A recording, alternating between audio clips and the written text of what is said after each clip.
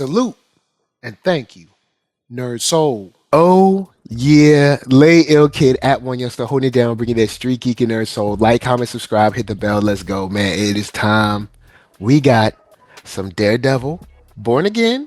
It's the fourth episode. You know, hey, look, we're sort of basically halfway there. You know, so I mean, you know, see, this is a great time to get a temperature check, but nah, we ain't by ourselves. I have right in the bottom square of the Hollywood squares, Solar Gray. What's up? Hey everybody, this is Solar Gray, the cinematic source, and we're coming at you casually from the Wizard's Tower, asking, you hear their voices, don't you? Don't you? Yeah, no, say their name. Say our name.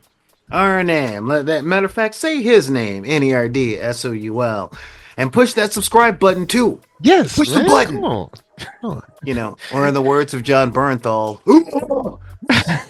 All right, so good to be here, guys. We also have director extraordinaire. Yes, you best believe it. Jay Shearer, what's up? I'm here. The energy in this room, in this collective room in three different places, it's a little lower than it has been. This is gonna be a fun one. I like it. What's up, guys? All right. I'll start off by saying this. Yes. Thank you for putting Daredevil and Punisher in a room again. Thank you. This show needed that. Mm-hmm. Putting Daredevil and Punisher in a room over anything is going to work. The second they got on screen together, I was like, "Wow, we're back. We're back." Marvel is really good about scenes where the foil is talking to the main character. And the main character can only say, "Shut up!" I don't care if it's Killmonger and Shuri, Namor and anybody. You know, Captain America and Iron Man. I don't care. You get two people with opposing viewpoints, stuck in a room talking together. You're gonna get some good stuff, unless one of those people are Sam Wilson, because he's always right. So. Yeah. So I think I'll start off right there. I'll throw it over to Jay. Jay, how do you feel about that scene, especially since it's fresh for you? It's fresh for me too, but super fresh for you. Watching it literally before we started recording. No, that scene was awesome. I mean, here's one of the things I feel like with this season, and it's kind of weird, right? Things are happening, intense things are happening, but it's not until John Bernthal comes on screen where you're like, oh, whoa, yeah, intense things are now happening. Like, it's a completely different tone shift, right? Like, he's bringing something to the table that is like, it's like guttural in the way that he's like, his anger is just like, I mean, the guy is really good at that. He does it in so many different roles. And it does make that scene much more compelling, right? Yeah, definitely. I think the thing that I'm struggling with, even with that scene, so I'll talk about this more as we talk about other scenes. Okay. Is like, it feels like all of a sudden they're shoving us into something, and it's like, wait a minute, there's no foreshadowing. There's no, I mean, this did have, we knew Punisher was going to show up because of all the cops doing things, but it's still, and we know like he found the bullet, so like, he goes to see Frank. That makes sense. So it's not like it's like out of place. I'm not saying it's out of place. It's just that it's like abrupt. I don't think I told you guys this on camera last time we talked, but I looked it up, and this was supposed to be an 18 episode, like I think 2 seasons thing. And now I'm like looking at this and I'm going like, oh, they cut a lot of stuff out. That's why this filled in a bunch of stuff that would have made more sense. Because I think the word that you were looking for is tonal whiplash. Yeah. That's really what it why. was. So this was supposed to be 18 episodes. Yes. Cut down to 9. Episodes. Cut down to 9. Wow. Yeah. Okay. All right. So yeah, we're doubling it up. Yeah. which actually tracks. It actually Yep. tracks because I'm noticing in the writing of this, Mhm. as I'm watching the script, I'm watching two shows, Yeah. and the Yeah. shows are related, Yep. and they have a huge connecting theme. Mhm. Mhm. But they're two standalone stories so far, Mhm. and that's Matt and his journey and his fight to be more like Foggy. Yeah. But he's not like Foggy. He's Matt. Yeah. And it was like Foggy was the good dude and Matt was that dude, and that dude can never be the good guy, the good dude. Mm. And then on the other one you have everything going on with Fisk. Mhm. Fisk and politics, Fisk and his wife. And both of those are really good shows. Mhm. But every time they switch between the scenes, I'm like, whoa, hold up. I want to see the rest of this episode. Yeah, I get you. I get you on that. Yeah. It does. It now knowing that this was supposed to be 18 episodes really does help. But there is a huge shift, and maybe the idea is to try to show us I guess the contrast from both their new journeys. Mhm. But even when they're doing the thing with Muse, I believe right now, it's kind of like sort of like an afterthought. I'm sure he's probably about to take a much larger presence in the next episode. But in this episode, it was kind of like, yeah, I'm entertained, even though it doesn't seem like we're going anywhere. Mhm. But I am entertained. Mostly, I'll say this. I'll throw this in there. I'm mostly entertained by Fisk realizing that being a mayor is not being king. Yeah. Oh, yeah. Oh man, when he was like, I'm gonna do this on the ports, and the ports are gonna be fixed. And I was like, I'm sorry, sir. You can't quite do that. Yeah. You can't just do that. Yeah, Like, you thi- see, we got to He's get like, the there's permits feasibility and run it and there's past the the council, city council. because it's weird. It's almost, and I've said this before. I think I probably said it with you, Solar. We have this whole system set up to make sure that things don't get done, Yeah. Specifically, things, especially if the people are asking for something yeah, to get done. specifically things that'll be good for folks. Because this Yeah. episode pointed out really clearly how the system is set up to put you in this cycle of when you're screwed, you're never not screwed. Yeah, Like never. It's like it's a bear trap. And if you want to climb the ladder, you got to navigate these bear traps. You know. And So yeah. it was just funny to see how eye-opening it was for Kingpin when she was like, yeah, we got to get land surveys, we got to get these people out, check the zoning, like all of this stuff. And then like the council, because I was wondering if we were going to get into the city council, because like since this is live action, you have to incorporate a few things like in comics that you don't. In comics, it's like Kingpin's the mayor, so Kingpin's basically the king of New York, and like, king of New York.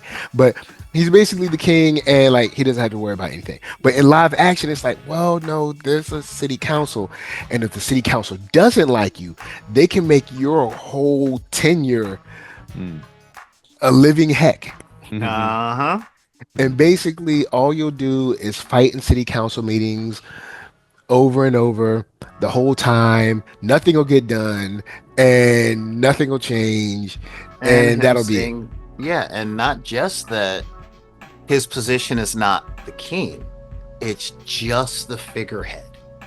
Yeah. Because am I the only one that felt bad for him while he had to sit through those kids singing Starship? I mean, am I? In the Those lab, kids- I love those when kids- kids sing off key with all their heart. Just Vincent D'Onofrio was having like Man, full his- jacket flashbacks. His face, Sitting there.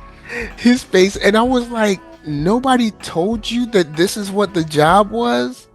Like no one who told else? you, just wanted power. See, that's your problem. No Mhm. one was like, yo, check it. I know you want to be the mayor, but you know you're gonna have to like shake hands and kiss babies, and that's gonna be a lot of your job. That's gonna Well, be a lot. that's Like, one of because the people are big gonna have to like things. you, so you're gonna have to do all these photos and stuff, things you do not like doing. Well, that's one of the things that I like bringing up when I'm in casual conversation is that there are no actual classes on this anymore. Those were cut when I was a kid. So most people think once you are the face on TV, Hmm. that you are like a king. Partly because of our parenting models, but that's for our meeting down by the docks next Tuesday. So we go, yeah, we blame the mayor, we blame the governor, we even blame the president. And we're like, whoa, let's talk about Hmm. Congress and all of their committees, the city council, the unions. You know, like our government is literally set up so that no one can just make a decision and do something. Yeah. You know, I think in a Netflix show, Obama said that a lot of people think of government like a speedboat when in fact it moves like a barge. Yeah. So things you set in motion today will not come to fruition this year. And the higher up you are in government, the longer it takes. You know? Yeah. It was just interesting that you just thought you were just gonna come in here and just like, oh, this is my vision. This is a shoot. I'm glad that she's around to be like, yeah, and that's probably why he keeps her around, because he's like, all right, you're a buzzkill, but you do know all of these things that I don't know about. Getting surveyed, people coming taking the people that test the soil and stuff, all those people, they come and do things. They come out there with their jackets and their hard hats, and they make sure that you can actually build here. Now, don't tell anybody, but if you're a developer with money, they just build it anyway. So, but maybe a scene like that would have been nice, where it was like, no, I think it's coming. Yeah. I think it's coming because essentially using military structure, specifically ship structure, like she's his first officer. You know, this is Riker's job. Yeah. He's the captain, and he wants to say, make it so. And it happens, you know. But she's like, whoa.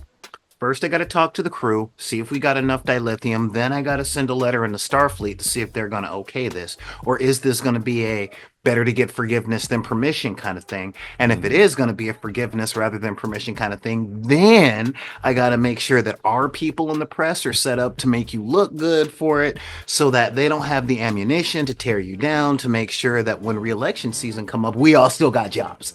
You know, I mean, that's her job. And the thing is, I definitely see that he recognizes that her and his other dude have the same jobs, just in two different departments. Yeah. Because the other dude is the one that's got to do that with the criminals. Yeah. So, Jay, how are you enjoying the current term under Mayor Fisk? Well, I'll say this. I thought the directing in this episode was top tier. There's a scene early on in the show where Matt is talking to Kristen or Kirsten. I don't know how to say her name. And both the backdrop of both of those shots, which is just a talk shot, right? Like and it's just the city behind. I mean, it's just when he's on the roof. Yeah, when he's on the roof. I know exactly what scene you're talking about. And then she's right by the glass windows, right? And so you can just see the city beyond them. Phenomenal. Every directing choice that he made, I liked a lot, and I haven't liked all of them. Like there was in episode 2, there was the director was trying to showcase that Matt was listening to Powell and his shoes walking, and they kept showing his shoe close-ups. That just didn't. The way that they were doing that shoe close-up, just I thought was a little bit like just didn't look quite right. I think I know what they were going for. It just kind of it wasn't working. But this guy, he didn't miss, man. Like he had even the shots where, because there's a lot of talking in this episode. This episode's there's not a lot going on in this episode. There's a lot of talking. So in order to direct talking and make it interesting, I mean, he's doing the thing where he's got Matt in focus, but he's behind the screen in the jail. So like you can actually see Matt, but you can tell that there's a screen in between him. That was cool. Even the scene where the camera pans over from Daniel, the assistant, Fisk's assistant, getting in the car after he's out of the club, and they pan over to the guy on the curb, like, and the police car comes across. That was cool. I like that. All these very, very cool ways of doing things. A little boring of an episode, if I'm being honest. Like, it's like very slow. Like I said, like things happened. Yeah. And I was entertained because of the things that we were learning. Yes. But I don't know if we went anywhere. I mean, well, it maybe was just we pieced did. together very strange, right? Like for example, let me give you a couple examples of how I think it was pieced together weird. Man, did anybody expect the dude's niece to show up? Like, oh, he has a niece? Oh, okay. Yes. Like, yes, I did. Okay, I didn't expect that from the that. comic books, or was that from the show? From the show. In episode 2, number 1, her picture was set up. Okay. And her picture was in the room. Because when they showed the inside of his house, it's like, who's that little girl in the picture? Y'all ain't got kids. Second, when he was on the stand, he talked about her. And yeah. So it was like, wait a second. I saw the picture on the wall, and he talked about his niece. Yeah. But we ain't seen her yet. Yeah, and this is my problem with that, is that's okay to do if we were in a movie and you were going to see it all in one setting, in like a single setting. But like, this girl comes in crying about how much she loved her uncle, and we've never seen her before. Like, it was just like, it seemed like she knows. I almost Matt. feel like that should have been his wife's scene. But honestly, I think the scene would have been better had his wife been there. Yeah, I agree. Because I'm like, but they're setting her up. Wife This is foreshadowing because they're going to make her White Tiger. Of course. I mean, of course. Yeah, because the whole show starts with, again, good directorial choice. Blue latex gloves, picking up all of his stuff and putting it in the same place, and the medallion or the pendant or whatever they call it is there. So we know it's getting transferred to somebody else, and then boom, she shows up. Foreshadowing. Yeah. That's actually good foreshadowing. Now I go, oh, okay, I see what's going to happen. She's going to become White Tiger. But the fact that she just showed up. Now, if you're like Solar and you're like, you are paying close enough attention to like get those little clues, it works. But I think that they just needed a little bit more for the level of emotion she was bringing to the table. I will say that there should have been a couple of shots of her during his trial in the courtroom. Yes. Her and the wife. Now, roll with me on this. It's rewrite time. Roll with me on this. Okay, hang on. Put on your apron. You're about to cook. All right. Wife and niece are in the court, and we see them a lot. They're holding hands. Seems like they're hopeful. They're praying, that kind of thing, right? Then, when they're at the morgue, or I guess the morgue or wherever, they go in. Office, They come in. Wife is crying. Niece is tearful, but more angry. They get the bag. Matt has the bag. He talks, hugs the wife, hugs the niece, and then goes to give the bag to the wife, and the wife is like, "I don't need that. That's done." That's and what got him killed. That's what got killed. And niece is like, "No, this is what he was. He can't. You know what I'm saying? We can't throw this away." Blah blah. Boom. There we go. There it is. There we go. There it is. And now we know. What? See you next time. I think we might actually get that in the next episode or the one after that. I get you. Now, can I bring up what I see as the central motif of this episode? Yeah, totally. What's up? Which is the system doesn't work. Because we talked about Frank, we talked about Fisk, we even talked about the niece. We'll talk about my fiddle faddle brother. We'll talk about my fiddle faddle. Okay. But every conversation that Matt has had with somebody in this show, this episode, except for his girlfriend, and the DA was, bro, you're telling me that you keep believing in this system and it ain't working. Yeah. It's just not working. And then we cut to Fisk, and Fisk is going, I know I'm a bad guy, but I want to make things right for the system. Or I want to make things or right at for least the city. fix something. And it's like, well, in order to make things right for the city, you got to use the system. But the system don't work. It's like, but If the system doesn't worked, work. I would have never had to turn to crime. I wouldn't have been a successful criminal if the system were effective. You know? And so everybody is going, dude, it don't work. The niece is like, dude, Yeah, there's a this guy that got reason they killed, the cops gotta killed grease him, the they ain't wheels. gonna do anything. You know? And Maybe- I was triggered by my boy in holding. I really was. Because you get Matt playing the lawyer who doesn't care that we see in almost every legal drama. And it's like, okay, you know what? I did it. But when he brought up now they're going to stick me in prison and spend more money on me than what I stole. Yeah. You know? It's like last time I went to jail, I missed my SSI and my food stamps got cut. So I've been eating out of garbage cans. And now they're going to spend all this taxpayer money putting me in prison because they didn't want to spend taxpayer money to feed me in the first place. I'm like, oh no, this hurts. Yeah. You know? It's And one of those things where it's like, yeah, he's not lying. They're gonna spend way more. I remember there were two things. There was one lady that did a report 2015-ish or something, talking about the cost in this thing. She was talking about the cost of racism. It might have been like 2016 or something like that. And basically she was like, the money that we spend hyper policing black people to make sure that they just get any type of time possible to kind of supercharge this jail kind of like, you know, free jail labor kind of thing.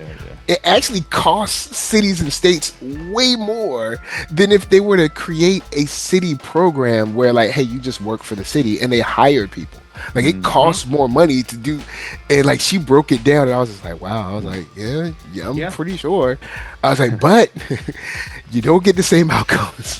but and it was sad where he was like, you know, if you lose it, it takes forever to get it back, and he's not wrong. Like for instance, I remember when I was in LA, I was unemployed. I was unemployed twice. First time I was unemployed for a year and a half. That was rough. That was a struggle. Second time I was unemployed for 6 months, so it was a little bit better. But so I go, I get benefits, and I was getting the card, the EBT card. So all right, so I get a job, right? So I'm like, because you have to like report like, you know, that you've been looking for work and everything. So I get a job, like, hey, I just got a job. They cut it off immediately. I'm like, bruh, like, no, I didn't say I got paid. I said I got a job. Give me like 2 weeks. Give me a second. Give me a second. You got a magical job, and give me a second to get some cheese for us. Like, oh no, you should have did that before you told us you had a job. I got, you should have emptied that I thing got the before offer you letter reported to us. today. Yeah, meaning like, and I'm not going to get any money for another like 3 weeks or so, like 3 weeks. And that's kind of like, wow. Yeah, and you were in LA. California is one of the best when it comes to that. Oh, kind also, of thing. also, there's on a kind of, you know what? I'm not going to bring that up. I'll just say the demographics is when you go in, you see a certain demographic. This should be for our meeting on Tuesday. Yeah, I'll leave that. But I noticed that. I was like, yo, just because. Yeah. Just because I ain't got like 2 babies on a hip don't mean like yeah, like I'm still we'll talk about that at our meeting down by the dock on Tuesday. We'll leave that alone. I'm bringing mac and cheese to that one. So. But yeah, he has that conversation, and Matt's like, "You're right. This kind of sucks." And then he has that talk with Frank, Yeah. Mm. and it was like, "He got life." Did Foggy get life? When he Shut said that, up! I was like, wow. You know, and Like he that talked to the girl. was tough. And when he talked to the little girl, it was like, yeah, he's just another dead guy on the street. The cops did it, and nobody's gonna The do cops anything did it. because, We all know the cops did it. and so what? Because they're cops. And he's And, like, yeah, okay, and you're right. nothing's And- gonna happen. And so I'm really liking the way that the motif of the story seems to be, and we're only at episode 4, that these two characters are really trying to do something new. Mhm. And the world just won't let them. Mhm. Totally. Because I mean, Yeah, I totally honestly, agree with that. this idea is a lot better than what's there now. Like the lady said, this is like yesterday was the second or third shooting down there. So I mean, it could use a spruce up. Yeah. Yeah, and yeah, that whole thing of like, all right, trying to make the city better through legitimate means. Well, you got to deal with the city council and all this stuff Mhm. in the press, but the criminals, they don't, just like you didn't used to. You sure you want to be legit, Wilson? Oh man. And Matt's like, I'm being a good lawyer and I got you a better deal. You didn't even read my case, bruh. You didn't know, like, okay, yeah, I stole some popcorn. Now you're talking about putting me in Rikers? Like you're putting Yeah. me in with murderers just for a week, but it's popcorn. Yeah, it's I stole popcorn. but then on you know, in it's tough because on Matt's side, it's like, bruh, you got 25 other charges, and whether they're legit or not, they looking to sit you in this thing for 35 days. and see, this is where So it's I like gotta- I'm trying to do like I This is- see where he's because he's not the king of New York either. So I Yeah. kind of see where he's like, hey, 10 days is better than 35. But then it's also Again- like, but this is popcorn. And they ate the popcorn, didn't they steal the popcorn? He's like, yeah. that was and that was like really the big thing on that. It the cops caught him stealing the popcorn, then they ate the popcorn, Yeah. then they dropped the stolen popcorn on the ground, and no It's like- consequences. Yeah, it's like, You so know. are they going to arrest themselves? He's like, that's a good point. He's like, but we can't deal with that. We can only deal with you right now. Right. And again, this is me polishing my soapbox for the meeting down by the docks, but it was like, who cares about his rap sheet? Because Yeah. once you do your time, you're supposed to have paid your debt. That should be done, Yes, it right? should be. But it's Right. actually used as more stuff to like, you messed up again. You're gonna have to pay a higher debt. And it was like, I like the like, but I thought I conversation they paid had for about deterrence. You know, Yeah. just that It's like- if it worked, he wouldn't have got arrested the third time. You know, it was like, Yeah, it's Yeah, like but- deterrence don't work in deterrence can work, but I think in a broader sense, we've already kind of proven that deterrence don't Well, work. At least not deterrence- like that. So see, they do work, but they don't work as advertised. okay. One of the reasons that a lot of people don't say shoot people in the face during traffic jams in any city USA is because they're afraid of the penalty. So it's a deterrent. Going to prison for life, or in some states you get the electric chair, that is a real deterrent. But deterrent laws work for the big stuff. The big stuff. Yeah. I'm tired of paying my mortgage, but I'm not going to rob a bank for the money to pay off the loan. Because of the deterrent. Yes. But deterrents don't work against crimes of desperation Thank because you. you can't scare someone who doesn't have anything to lose, Mm. and they don't think that far ahead. And know. then no one says anything about how, okay, well, maybe if we look at all these charges, maybe this guy is one of the people that the city has kind of pushed into poverty. And now, since he's been pushed into poverty, he does poverty things. And maybe we got to figure out something. We can't just let him steal stuff. I get that. but Rikers with real killers, maybe not, maybe not the place. Well, you know, what you're talking about requires really rethinking the system and making the system actually work. So that when a mayor wants to revitalize an industrial area and bring hundreds of jobs to a disenfranchised areas, he can do it. And when a lawyer goes, bruh, for the construction alone, there's going to be jobs. Yeah. It's like, bruh, it was popcorn. And it wasn't at gunpoint. Yeah. He shoplifted popcorn. That's one of those things. Pull an AK. That's one of those things a judge should be like, I don't know what we got to do, but like, I don't know. We can't give this guy time for popcorn. Well, that's like, can't give this guy time thing, though. That was the part that you were watching where, since I have a lawyer in the family, I have a lot more knowledge of that kind of thing. Mm-hmm. That conversation that Matt was having with the Latvian chick who had the honey cake. Mm-hmm. Yeah. That whole deal was to make sure that it didn't appear in front of a judge. Mm-hmm. Yeah, I forgot. Because if the guy had said, no, I want a trial. I want a judge to look at this case, but he wouldn't have been able to post bail. So he would have been in jail for all that time too. Mm-hmm. See what I mean? Mm-hmm. So it's like, shout out to the actress, by the way, because the actress did an amazing job. That was a really compelling scene. Also, I'll slide this in on the side. Might as well slide it in.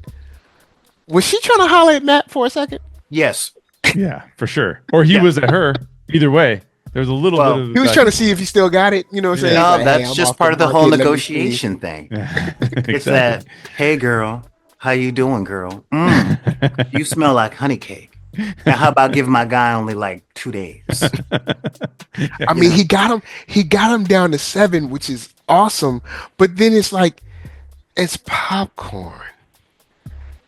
It's popcorn. Like, that should be like, I don't know, like 30 minutes community service. I don't know what like it shouldn't be timed at Rikers. Now, this is why I'm not a DA. Because if that case came across my desk, I'd be like, 5 boxes of popcorn. This is New York City. Yeah, I'm like, also in New York City, like this shouldn't like. In that pile, there's probably 30 muggings, 2 attempted murders, and 5 domestic abuses. And you're putting homeless man steals popcorn. It's like on my desk. He's homeless. Let it go. Like, we'll just let it go. It's not even like, don't take him out of jail. What do you do? Here's a question, because I'm thinking of a real world example in this regard. Because I agree with you guys, but California tried this, and it's been a giant disaster because they just raised the consequences. They raised the amount of dollars that you can steal because they do catch and release, right? Yeah. In LA. And in San Francisco, if I'm not mistaken. So, like, what do you? Because that's not the disadvantage anymore. By the way, to your point, right? That's not the disadvantage of not doing the smash and grabs. That's like unruly teens, right? So, like, what do you do? What's the solution? Like, honestly, nothing. Absolutely nothing. Because here's the thing. And since I'm talking to my 2 friends that are out of state, and I'm in the state where they said, "Let it go." Yeah. You heard a whole bunch of that stuff on the news like 2 years ago. Heard about it recently? I haven't heard about it recently, but I also know that a lot of those places that they were stealing from left. Target didn't. Macy's didn't. You know, I mean, that's like the whole thing. Like, when you're in business, okay, whether you own a general store or you own 5 or 6 Targets, there's something called spillage. You account into your expenses what's going to get lost, stolen, or go bad. Okay? It's the reason that donut shops throw out 5 dozen donuts every single night. Or, like I've seen, Dum Dum in the back is trying to move way too much on the pallet and dumps everything on the floor and breaks it all. Not breaks it all, but breaks all the boxes. You know? Yeah. Cheerios everywhere. All of that stuff is tax write-offs, for those businesses by the state and the federal government. Mhm. So Which they're I've getting actually reimbursed. theorized when this stuff was going on, but that's conspiracy, Mike. I'll let that go. Yeah, I mean, I was real like, talk. what if you No. could just organize this yourself, Mm. then write it So off? Yeah. in I was truth, like, in but truth, yeah, a lot of small businesses do. I mean, Oh, that's yeah. like an open secret. Yeah, but like, It's, so I'm gonna play devil's advocate, just to play. I'm not saying you're wrong, but from a systems perspective, not from an individual perspective. Let's just Yeah. remove the fact that like this guy in this scenario, it's ridiculous. yeah, Mhm. But with the smash and grab kids, you shouldn't be doing that. That's a character issue on your side. Like, don't do that, right? Mm. Because what you're doing, there's a consequence for that action. Fair? If the business has a certain amount of spillage and you steal more than the spillage was worth, that's an employee's paycheck. Now, we could go into this and say like, yeah, but the CEOs are making too much money. Totally agree. Like, we're making way too much money. But those But there's- CEOs never get touched by this kind of thing. So, Right, Yeah. exactly. But there's they'll just close the store. The people will be fired, and they'll move on. Exactly. So Okay, I like, see so what then you're it's like saying. you close the store. Now the people don't have jobs in that. There could have been 10 jobs in that area that are no longer in that area. So I'm not trying to say that it's.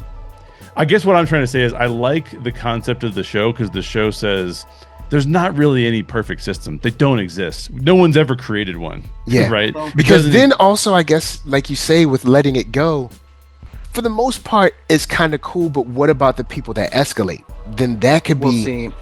We'll see. That's the I whole don't thing. know. But I don't know. we're getting into welcome to NERDSoul Jubilee. So what we're actually talking about are like a plethora of different things. And this Exactly. is one of the problems Yeah, with exactly. American discourse. Exactly. The first question that's got to be addressed in all of this, okay, the big overarching question is what is the system for in the first place? Is it preventative? Is it punitive? Is it restorative? Mm. If we don't have answers to those questions, then everything else is just an argument for argument's sake.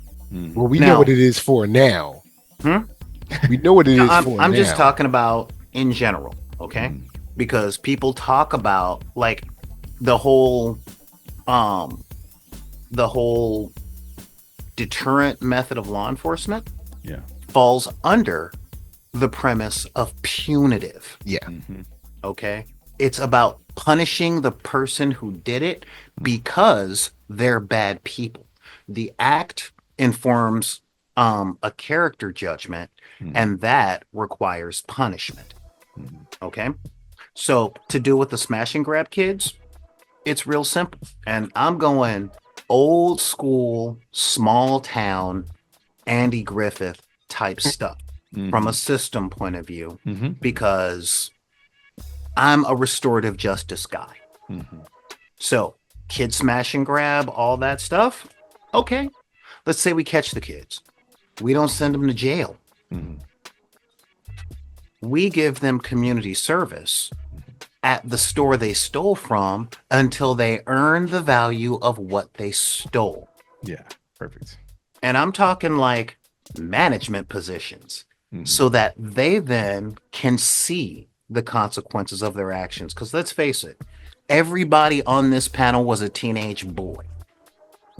And you can't tell a teenage boy anything that they can't immediately see.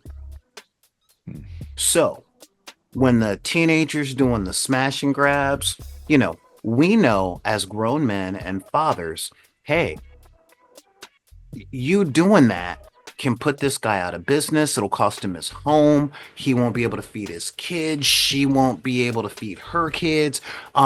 You stealing that gets the place shut down, and 5 people lose their jobs, all because you wanted a PlayStation game. Or They can't see that.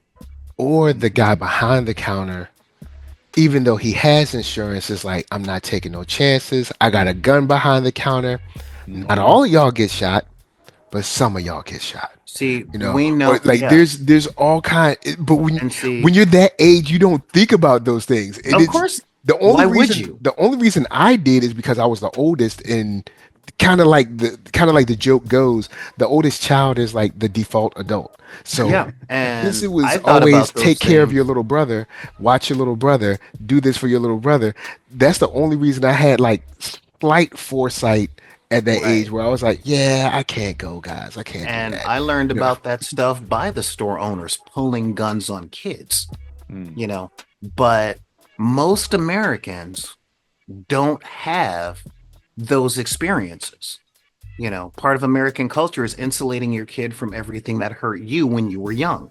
Mm. Um, you know, even if you're not a person of color, or even if you are a person of color, you're trying to protect your kids, but our methodology is more because I said so, not because it could lead to this, you know. Mhm. mhm. So yeah, so as far as escalation goes, I'm saying yeah, let it go until they come in with weapons. Mm. You know, Yeah. To a more let it nuanced go code, until yeah. they escalate it. Mhm. And that's when we start getting into punitive stuff. Because, you know, I'm an adult. I'm also a teacher. When I was a kid, administration at school could hit us. Mhm. Now they can't. And you got high school students getting in the faces of teachers. You got kids You know. breaking teachers' bones. Yeah. Because the teachers can't hit them back. The pendulum swung too far the other direction. Right. But Yeah, that. what the system does and what this show is really showing is that that pendulum's got to slow down and kind of waver in the middle a little bit more versus you're going to Rikers for fiddle faddle and you can't bring jobs and anything unless everybody on the council who's not going to benefit from this directly says yes. Right. You Yes. know what I mean? Speaking of someone who's back in Richmond, Virginia, where the city council and I believe the school board in the 90s got caught taking the money that was supposed to be going to the schools and going to Jamaica No. every year, having a good old time. Just living it up.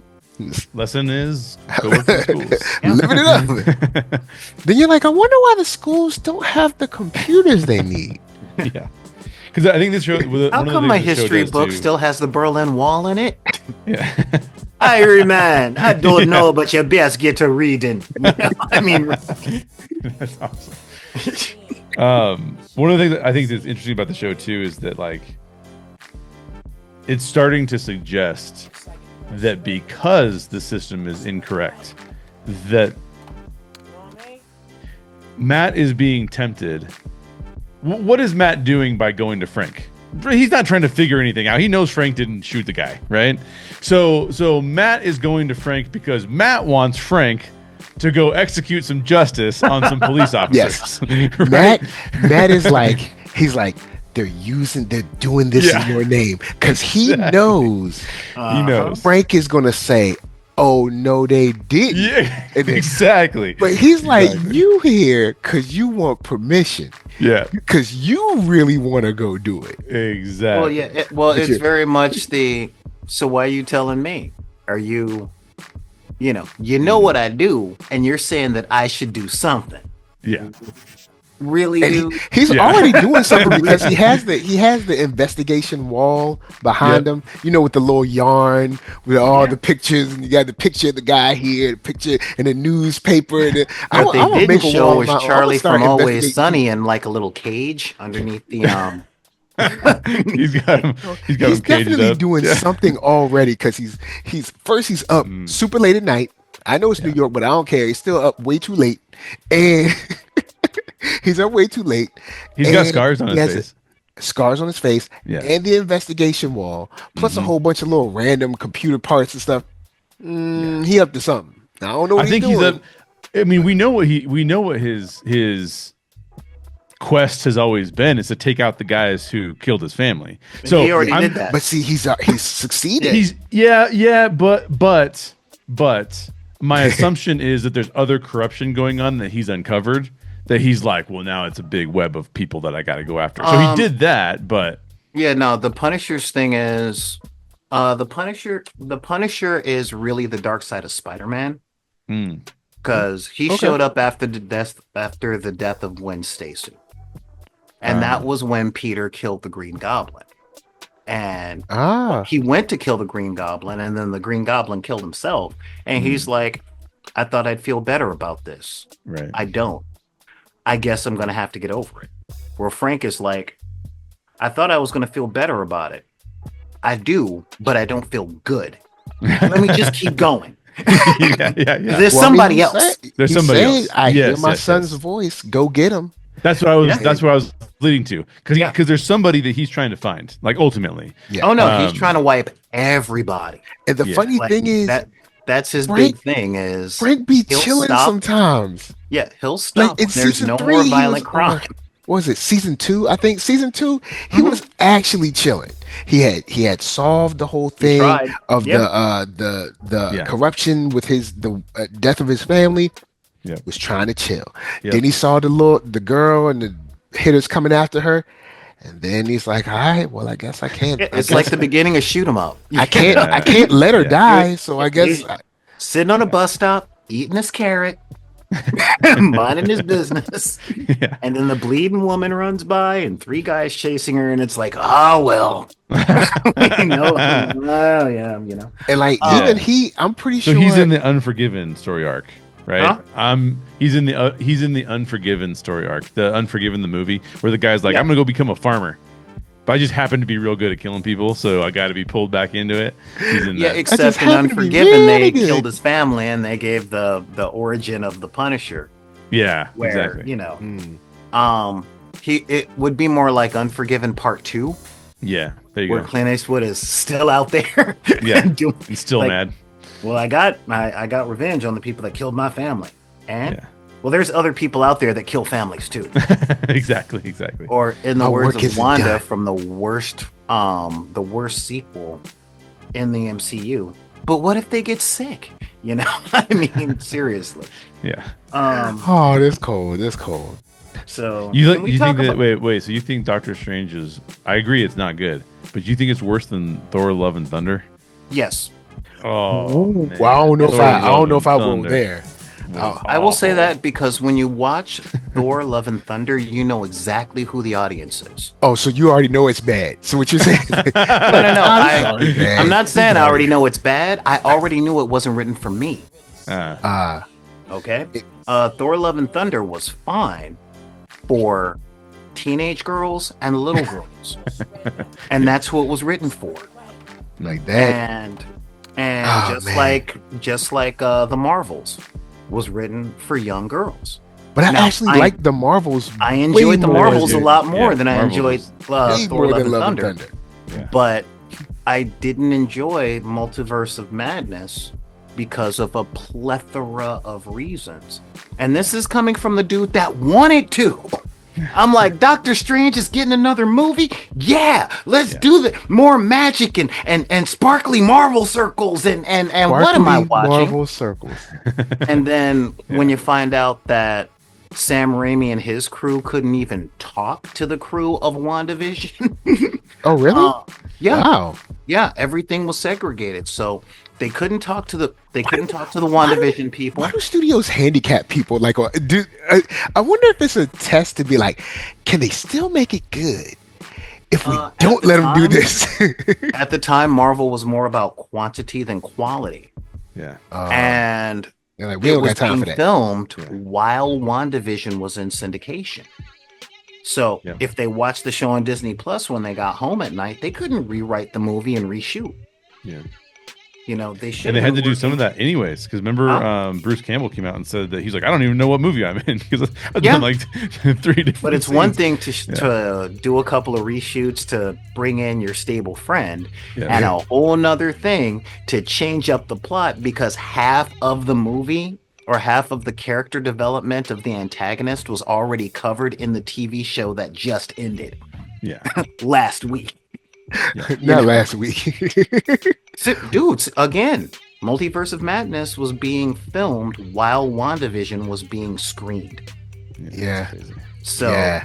You get through 8 episodes of WandaVision and you're like, wow, she went on this whole character arc of spoilers, whole character arc of grieving and letting go of her kids and letting go of all that stuff, and then gets a hold of the Darkhold and all that other stuff. And then you get Multiverse of Madness, where all the character growth was like, nope, that never happened because we didn't see it. See, Don't worry about it. We weren't allowed to look at the script to the show while we were in pre-production, and we kind of should have been able to. So, By the way, right. we need to go ahead. acknowledge that Solar wrote a better dinner scene Oh than yeah, we got in this episode. Not that it was a bad scene in this Nah, episode, it wasn't a bad scene. but it was not the Solar scene. The Solar scene was far superior. I appreciate you're talking the forgiveness talk. Now, Yes. I want to bring up, now that you brought that up, I want to bring up the fact that this episode had 2 of the best therapy sessions I have ever seen in my life. And I've been in therapy since I was in the 2nd grade. And these are the 2 best therapy sessions that I've seen in a TV show. They're almost up there with Good Will Hunting, which is like the gold standard for theatrical therapy. You know, theatrical therapy. now That's seriously, nice. I like that. yeah, because again, the therapy scene between Matt and Frank was amazing. Yeah. Yes. You know, with the say his name, you can't even say his name, slap, throat. Oh no, wait, no, I'm sorry. What you apologizing It's for, like, wait, man? Yeah. I'm sorry. I don't go. That's the Like, old bro, Matt. you That's just the had a old Matt. breakthrough. Now this is your chance to be honest with yourself.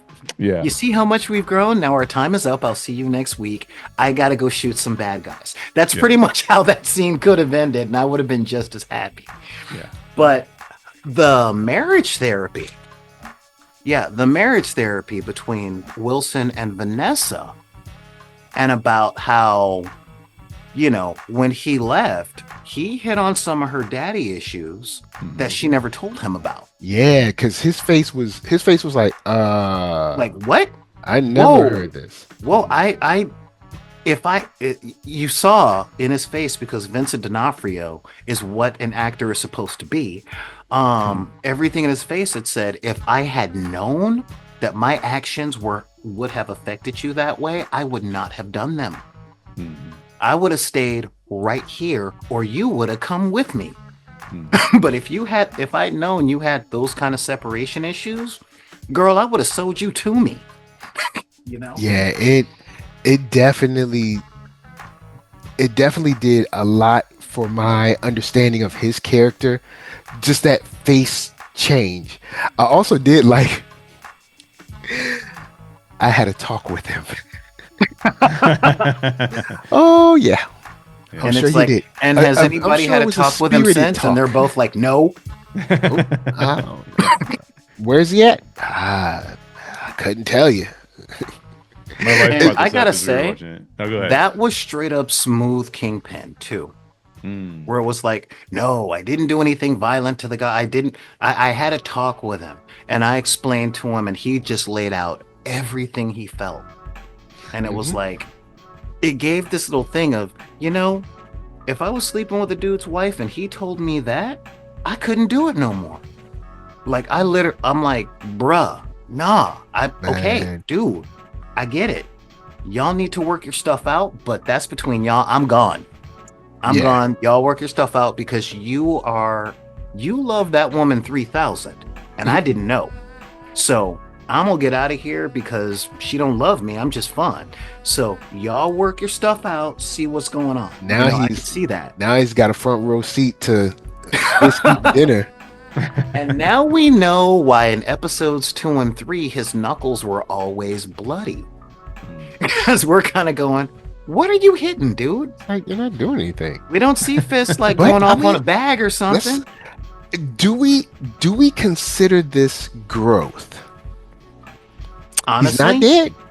no. So In truth, he was it like, no. reminds me of Lord of the Rings. Okay. Okay. In the book, when Éowyn faced off against the Witch King, he didn't say what he said in the movie. He didn't say, "You fool, no living man can kill me." He said, "Do not stand between the Nazgul and his prey, for he will bear thee away to the darkest of places." And I'm like, Yeah, like the scariest thing you can hear from a criminal, and I put this in the script that I'm working at. And then I saw it in Babylon 5 and I got mad, which is you have my word that no matter what happens, you're not gonna die. Hmm. I promise that I am not gonna kill you. You know, I mean, we got an example of that in Game of Thrones, which you didn't watch. But one of the dudes had a character saying, "Oh, no, I'm not going to kill you. Matter of fact, in 4 days, you're going to beg me to, and I'm still not." Mhm. You You will know, not die in vain. No. no, you will not die. I promise that no matter what happens, you Oh will live to man. tell the tale. All right. So we've been going on for a while, but I want to throw a little love to good old Danny boy. Um, the funny thing. All right. So for him, okay. So he falls on his own sword, Mm. and he's like, "Hey, it's my fault that the news got out there." Even though I don't know why he is talking about. I know she's your friend, but you also know she be doing the news. But anyway, Um, he he was says, drunk and thirsty. well, true. All Mm. right. He so he says, it's all my fault. And Fisk is like, everybody leave the room. And he tried to leave the room too. He In was all like, fairness, Fisk said everybody. he was like, But see, I oh, got me to give it to staying. Oh, okay, Gandolfini okay. because the look on his face was, Mhm. all right, I know he's going to want to talk to me about this, but he just said everybody. So should I leave? Should I? You know what? He said everybody. So I'm going to go. And then it was like, not you. The funny thing is, I yelled out when I was watching. I was like, not you. Like, boy, you stay. But you also got to give it up to her being Yeah. like, he messed up Mhm. and he's my responsibility. And Yeah. it's like, all right, fine. You fall on the sword too. You know, But I think he found a new little acolyte. And well, I don't know if we should say that word, but no, it's it's been it's henchman. it's been He long found enough. a henchman. You You may as sure? well call I him thought he was looking. 24 at I this, thought he or was looking at. 21. I thought he You know, was looking at him like a possible protege. So uh, maybe you may as well call him 2-ton 21, man. You know, put him in a freaking in a bee costume or in a butterfly costume. Let his voice crack. Cause yeah, I mean, he is henchman all the way through. Cause the subtext of everything they said to each other was very, look, I know who you are, and I knew who you were, and I got your back. Mm. Like, He's like, I'm here. no matter what, I'll support your mayorship. You know, you got my vote forever, and I will do whatever I can from afar. Mm-hmm. You know, think about that.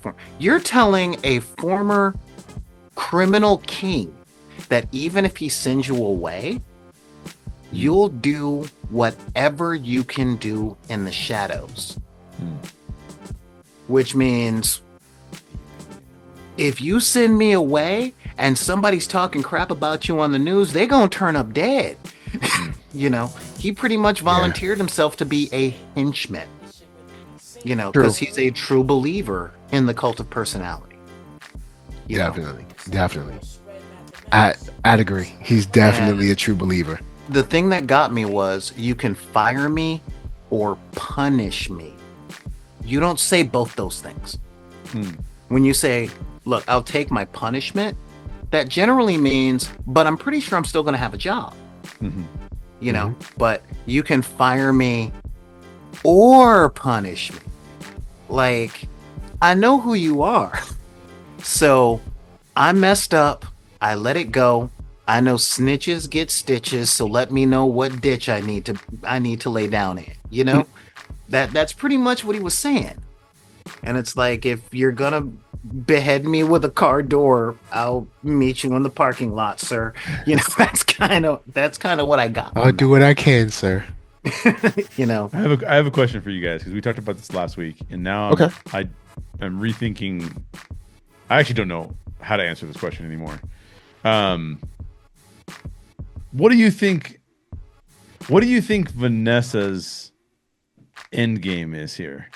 because like originally I thought it was like she wants Fisk to be who Fisk used to be, but like now that he's got Adam in the basement, and now that he's starting to like he's working at the mayoral stuff, but like at the same time we know that he's gonna get frustrated with the system, as Matt gets frustrated with the system, as the guy who stole the caramel popcorn is upset with the system. We know that that Kingpin is going to get upset with the system too, and he's going to go do nefarious things to be able to get things built and all that kind of stuff. Business. So what is Yep. what does Vanessa want? Like what is Vanessa what does she want from him? What's the goal there? You want to take this? I don't know. Part of me thinks that Vanessa wants him to not be the mayor Mm-hmm. and to be, in, 100% with, of course, the business. like they were like, business. But then part of me thinks that she wants to figure out a way where they can truly control New York, from the I guess the mob side and from the corporate side. But in a show that's only 9 episodes and we're only at episode 4, it doesn't seem like they're making any moves for that. So maybe not. I don't know. In all honesty, I think she wants him to be himself. It doesn't take a rocket scientist to figure out that he's not comfortable where he is. Nah. Right. That he's playing against his nature. And I think she wants him to play to his nature, regardless of what the job is. Him leaving and doing the abandonment thing, it did trigger the childhood trauma, but it also wasn't the Fisk she fell in love with. Because if you go like all the way back to season 1, he was already talking about fixing the city, making it better, all that other stuff. So that part is real. But when she found out that he was in a crime, she didn't blink. And Not at she all. was clean at that time. Which lets me think, I don't think her dad was in textiles. But Probably not. Yeah. But the thing we'll let that that got me, though, was when she looked at him in seasons 1, 2, and 3, she saw a man committed to the honesty of himself. And that's not there right now. So maybe she but sees him there's- as a fraud. Maybe that'll come out, and that's like kind he's of what I'm being getting phony, at. But not that he's being phony with the world. He's being phony with himself. And she evolved. And so I think she has to reconcile with the fact that both of them may have changed. Well, the fact that she did change and she likes who she's become. And the fact that who she became was a lot more like he was when they met. So it's like, I'm like you used to be, and I like me, and I liked you. Yeah. What are That you was trying my to be original now? theory. That was what I was thinking made sense. But the fact that he has Adam in the basement just threw me for a loop a little bit, because I was like, he's clearly doing some of the same stuff. You know what I mean? Me. Not me, because she is the source of 100% of his modern insecurity. Again, I keep talking about him beheading someone with a car, but remember why he did it. It was the moment we saw Kingpin, and it was, you embarrassed me in front of her. Right. Yeah. He doesn't want her to not see him as big, as fully self-aware, as he likes the pedestal that she put him on, and he's constantly trying to live up to it. But he cannot abide knowing that he didn't, knowing that he can't. So he hides his stuff from her because he is so afraid of disappointing her and her leaving that they made a whole animated movie series that we're waiting for part 3 for, based on that. Yeah.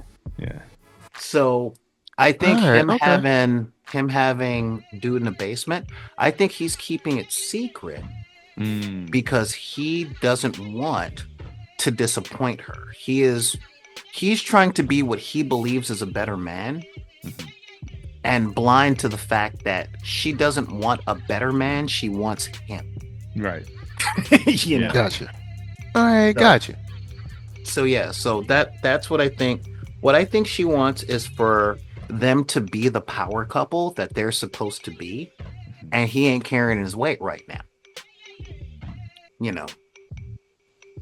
Yeah, that's what I was thinking it was. It's just, I don't know. I think the fact that they both said no one's talked to him in a while makes me think that she does know that he's in there. So I could just be off there. If I'm off there, then what you're saying makes sense, because that's what I was thinking it was originally. I wasn't expecting to see that portion of it. And maybe he thinks he's better because he's not killing him. I'm not sure. But like you said, it's worse. It's worse though. You know what I mean? Like, but also the thing about Fisk is when it comes to her, I can see him being blind to the fact that it's worse. Like if she finds out and it's like, well, you asked me not to kill him, so I did. See? I'm doing better. I told you I'm better. Which ironically to her is probably worse. Because killing him is like him being big, and torturing him is like, you know what I mean? Like in Game of Thrones, it was the relationship you're referring to. Was it Ramsay Bolton and? Yes. Yeah. Like because Ramsay is just a psychopath. He's not, and nobody really sees him as big. They only see him as a psychopath, right? Yeah. So, but you're right. Like it's way worse to not die and be tortured forever. So maybe she would see him. Maybe if she knew. If she doesn't know that Adam's down there, and she were to know that Adam was down there, she might actually see that as like a weakness of like, you can't kill this guy. You're just going to keep this guy in this cage. Come on, man. I see it more like you lied to me about being a better man. Like, oh yeah, that's true too. That whole okay. Had you just told me you had him in a hole and you were beating the crap out of him every day at 6 o'clock while you had sausages, I could have respected. What was that episode of the Boondocks? It's not that you have a demon-possessed guy strapped to a bed and yelling obscenities. It's that you lied about it. You know? And that's what I can see in Vanessa. You know? Okay. Yeah. Because, again, she was fully aware of what kind of man he was by the middle of season 3. And she was still there. Yeah, and I mean, he disappeared. She definitely knew it. Maybe by end of S1, season 1, that it did not shake her at all. But she was ride or die. She was ride or die. And then he left because he was afraid that she wasn't ride or die. And that's serious. Like, think about all the relationships we've been in the past where our partners thought we were going to do something and us going, how many times do I have to prove to you that I'm not like that? Like, you're afraid that I'm going to do something that I had the chances to do 100 times and I never did. So what? You're afraid of number 127? You know what? All right, I'll. You know what? I'll say that for final thoughts. I'll do this. We've been for a minute, so I'll throw it to Jay. Final thoughts, and where can they find you? Final thoughts. I think this episode could be a turning point in the show for me, because I think, again, what I need from people is like we're an indication of where this is going. And as Solar pointed out, I think we have it. I think we know that the justice in New York, the system doesn't work, and everybody's got to play their role, and it's a role that they were meant to play and are not playing, and they need to get back into that role. I like that. I really like the scene with John Bernthal because he added life to an episode where I literally turned to my wife halfway through this episode and was like, this is boring, dude. Like, yes, there's some scenes that are like interesting. The acting is good. The directing is phenomenal. Not all the acting was good. Most of the acting was good. But like, we also have this disjointed thing that's happening that I don't understand, and it should have been 18 episodes, and we should have had more foreshadowing of this. And why is it taking so long to get to the point of these things? Because we only have 5 more episodes left. It's weird. It does. You cut a season and a half, but then it feels like we're still meandering a little bit. Yeah, weird. And maybe that's why they cut it. Maybe they're like, dude, this is crazy. There's way too much. So I think this is my overall feeling. I feel like this show is trying to be the Batman plus Penguin in the MCU. And I don't think that works. So I feel like it's like, just choose the MCU or choose the other one. I mean, I'd prefer you choose the old Netflix Daredevil and just do that really well. And I think that's what I saw in the Punisher Daredevil scene, right? I saw the old stuff. I was like, oh, that's what that is. But some of this other stuff, like where he's being a detective and he listens to the bottle roll down the street and then he goes and picks up the bullet. I'm like, I mean, that's not what I showed up to Daredevil for. I showed up to Daredevil because I thought he was going to be Daredevil. And then secondly, I thought he was going to be a lawyer. I didn't think he was going to be a detective on top of that. That seems like the Batman now we're getting into. Yo. I'm going to ask, did you not watch season 1? Well, season 1, he's being a detective a little bit too, but at least there was a little bit more to that. A little less lawyery stuff in season 1, if I'm not mistaken. I haven't watched season 1 in a long time. It reminds me of when I can't remember who said it, but he was like, in the 80s, there was a show called like Shark Man. He'd be a shark every single episode going out doing Shark Man things. He was like, now, what she's going to do is have a show for like 10 episodes. And for 9 of those episodes, he's thinking about sharks and water. And then like, episode 10, he's finally Shark Man. He's like, because I mean, at least in Daredevil season 1, like you saw, he was being who he was, and now we're seeing him not be who he is, and maybe it's gone on too long. Maybe that's it. I don't know. But I think this conversation with Punisher might be a turning point. I think so too. I think this gives it more of a goal, right, where we understand exactly what he's meant to do, I guess. So I'm still not ready to say that I like this show. I think this show's okay. But if you're asking me to give it a scale of 1 to 10 rating thus far, I'd be like, I don't know, maybe it's a 5. Like it's not up there for me yet. Yeah, I see where you're coming from. Yeah. So that's kind of my final thoughts on this particular episode. I think overarchingly, this is not a criticism of the creators because again, it feels to me like it's being heavily messed with, either in the editing or in the like, oh, here's 18 scripts, you get 9 scripts.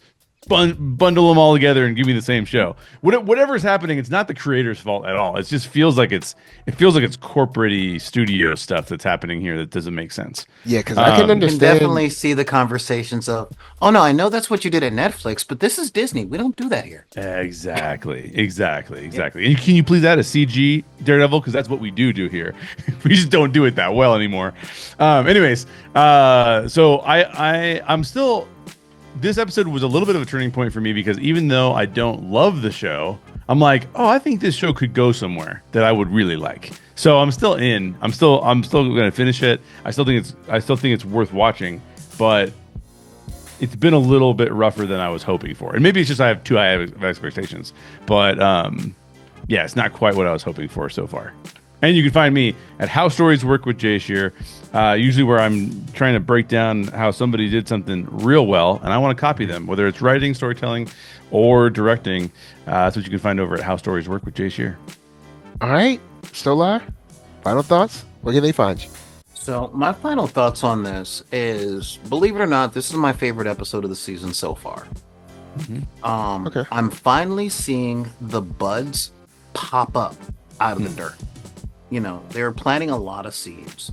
And I definitely understand where Jay is coming from, because this is the 4th episode where we're watching the 2 main characters deny their nature.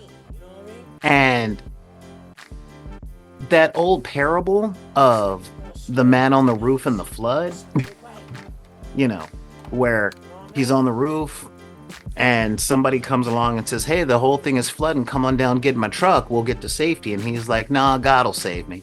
Mm-hmm. And then the water rises, you know, and somebody comes along in a boat. It's like, get in the boat, we'll take you to safety. Nah, man, God will save me on this one.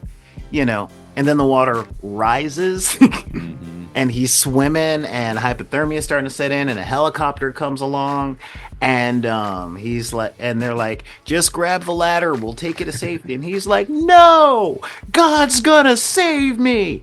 And then he dies. He goes to heaven. He gets to see God, and they're like, you get one question to ask God. And he looks at God and he's like, God, I was always a faithful man, a peaceful man, a humble man. Why didn't you save me when the flood came? And God looks at him and says, dude, I sent a truck, a boat, and a helicopter. What did you want? A written invitation? So when we've gotten 4 episodes of people in the criminal system saying the system don't work, it needs something else. We got victims, we got criminals, we got cops, we got public workers saying you can't just do whatever it is you want, even if what you want will help people, you can't just do it. So we've had 4 episodes of people fighting their nature and fighting the reality of the situation. So I get where Jay is coming from, where it's like, there's 8 episodes in the city. Come on already. However, the show brings me back with the relationships with the characters. Okay? Not just the main characters going, no, I am not meant to be a superhero. They're wrong. And I just want to save the city and be a better man.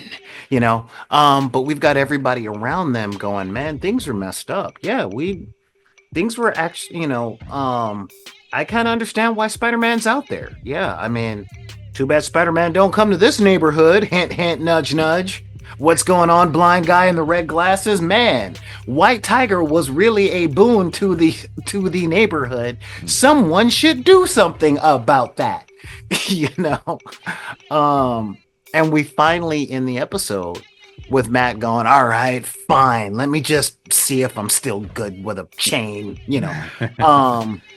and so we can definitely see that it's going places. But I really like the seeds that are planted, where we're spending half of the season watching these people try and change and be what they thought was better. And now I definitely agree with Jay, where this is the turning point where we see what you thought was better isn't correct. You were exactly where you needed to be before. Now get back there, because this is bigger than you, And but I disagree with Jay in the sense of, I would give this a 7 out of 10. We haven't had a 10 out of 10 episode yet. We've not had a 10 out of 10 episode yet. But this episode in my eyes was a solid 7, because I really like when the character relationships force our characters to challenge their own beliefs. And practically every scene in this whole episode was, ooh, yeah, let me rethink about that. Oh man, I didn't know about that. Oh man, maybe I should go back to no. There's a better way than what I used to do it. But be it all the people telling Matt the system don't work, or Frank telling him, bro, you know who you are. Quit lying. Yeah, like, why are you wasting time? Even when you had even one small moment between Fisk and Vanessa, where Vanessa's like, when she asked me to stay behind, he's like, yeah, she was asking if you were safe. What, were you listening? No, it's just what anybody would do. And it's kind of funny, because I wouldn't do anything to you. And she's like, yeah, I know. Yeah, Canada. So.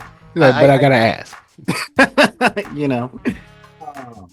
So the actor direction in this one with our main cast was so complex and so well done. Like, I'm riveted by these characters. I don't need a fight scene as long as what I'm looking at is compelling, even in superhero stuff, because I look at graphic novels as novels with pictures. So I'm like, okay, I see character relationships, I see drama, I see character evolution, if not growth. And so, yeah, I was watching a whole lot of that stuff. I even like the relationship between Matt and the therapist that we didn't talk about much. you know, with that whole, I got used to coming home to an empty house. And now I can't think about coming home and you not being here. Okay, that's a good answer. It's like, yeah, he still got it. Matt still got that swag. All right, cool. Gave me some Nightwing vibes, and I was cool about that because that could have gone south real quick. you know. So yeah, I really like that. Now this is going somewhere, and I do get the hurry up already because, all right, bring Muse on at this point. Like, quit teasing this serial killer and get the serial killer out there. Like, we've done the character study. Yeah, because we only have 5 episodes left. Yeah, so it's it is 45 or so minutes per episode, but still. We've done the character study. Now let's get to the inciting incident, please. Because I didn't read the Muse story arc in Daredevil, so I'm like, is Fisk and Matt gonna team up and attack this guy from 2 places?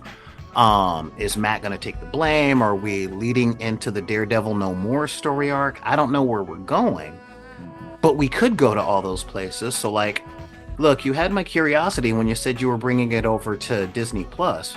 You got my interest with episodes 1 and 2. Now give me a reason to stay. Because, the only thing that messes with my geek card is that I don't finish watching animes. Once I get to the 4th tournament, I'm done. I mean, yeah, seriously. I'm like, oh, look, they're having another tournament with another escalated power thing. Gee, I wonder who is going to win and how long until the next tournament. And I love My Hero Academia and Dragon Ball and Yakitate Japan. And do I have to keep going? Because y'all all know I'm right. Y'all know I'm correct on.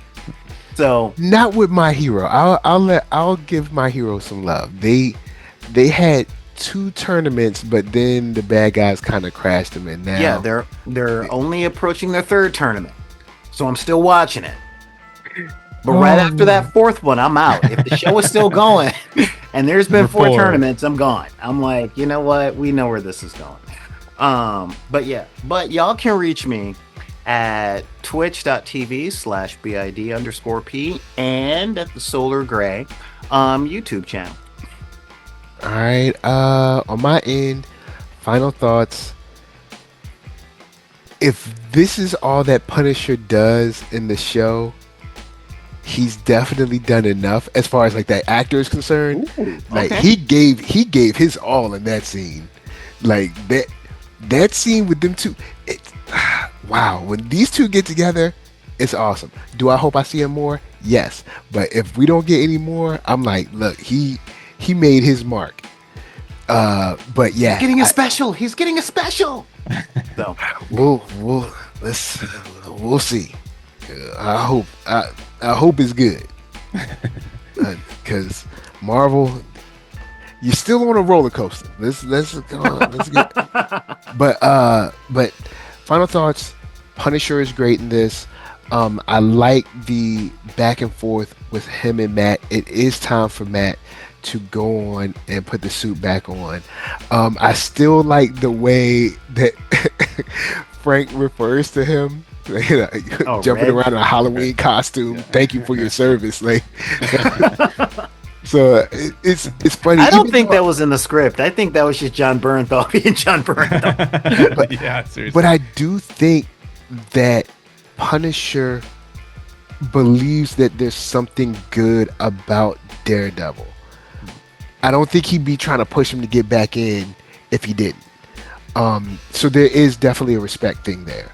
But I'm hoping that we more closely follow this band of cops and Muse. And look, Disney, you got 5 episodes, so you got kind of a lot to resolve. Like, you got to resolve, Fisk and Nessa. You got Frank and whatever he's doing, whoever he's, researching, which I guess will follow on into his special.